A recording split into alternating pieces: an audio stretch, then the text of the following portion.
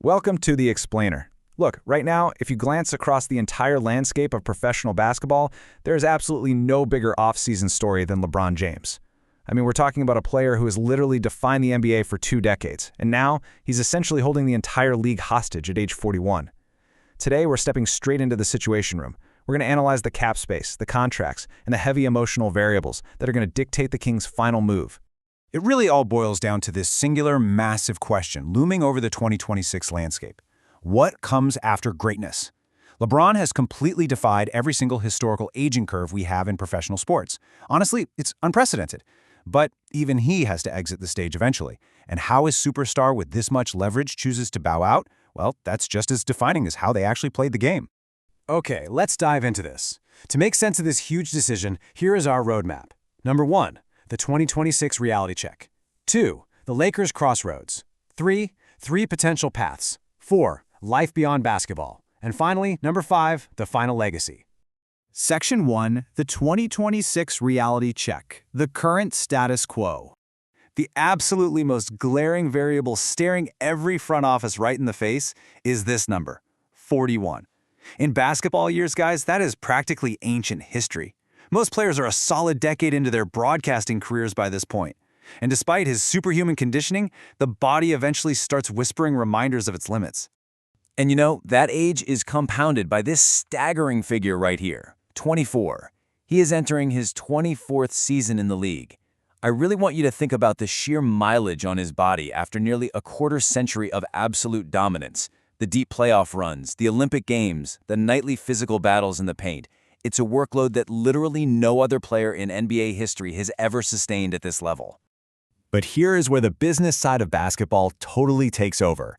$51.4 million. That is the exact value of the massive player option he holds for the 2026-2027 season. His contract with the Los Angeles Lakers expires after the 2025-2026 season, which gives him just an incredible amount of financial and strategic leverage. Make no mistake, he holds all the cards right now. Yet, when we actually look at the on-court reality, we see a fascinating contrast.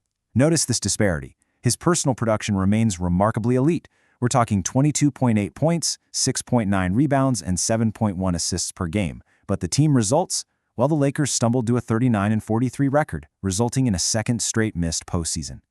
The 2025-2026 season was supposed to be a redemption year, right? Instead, it really became a year of reflection.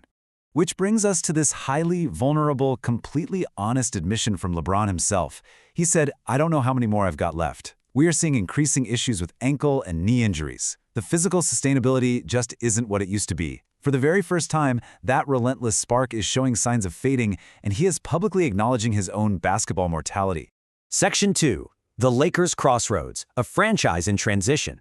Let's move to and see how this builds. Because the Lakers are staring down 2 very stark, contrasting realities here, depending entirely on how LeBron handles that massive $51 million player option.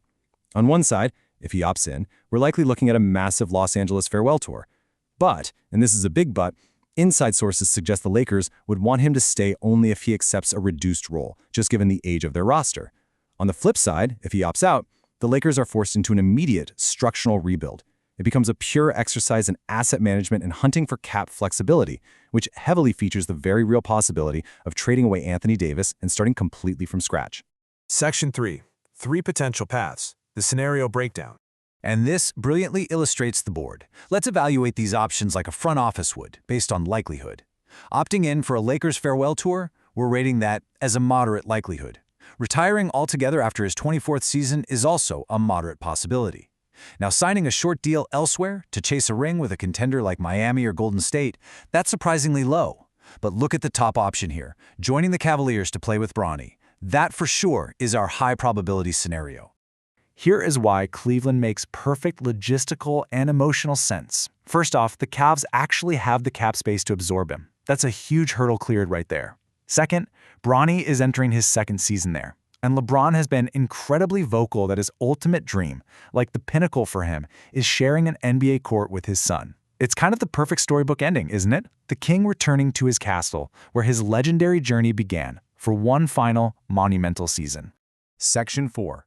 Life beyond basketball. The King's Empire. Now, what's really interesting about this slide is LeBron has hinted at retirement before, but never, ever with the infrastructure he has in place right now. He isn't just a basketball player anymore. The guy is a full-blown mogul. He's got the Spring Hill Company, which is this rapidly expanding media empire. He co-founded Uninterrupted, totally revolutionizing the player's storytelling platform. And honestly, most importantly to him, he established the I Promise School, cementing a massive educational and philanthropic legacy in his hometown of Akron. So retirement for LeBron doesn't mean fading away into the background. It means pivoting to a robust, highly influential second act. Section 5. The Final Legacy. What defines greatness? So, the crucial point is this. His statistical legacy is bulletproof. 4 championships, 20 All-Star selections, the all-time NBA scoring record. I mean, he has spent literally half of his life under the brightest lights imaginable, carrying the expectations of the entire sporting world on his shoulders. But legacy isn't just about the hardware you accumulate, right? It is profoundly shaped by the way you choose to leave the game. And that leaves us with this final thought. When that 2026 offseason finally arrives, what is going to be the final image of his legendary career? Does he chase one last ring in a new city? Does he return home to Cleveland to pass the torch on the court to his son? Or does he simply, quietly and gracefully walk away from the hardwood to rule his business empire? No matter what he chooses, the impact of his final decision is going to echo for decades. So I leave you with this. How would you write the King's final chapter?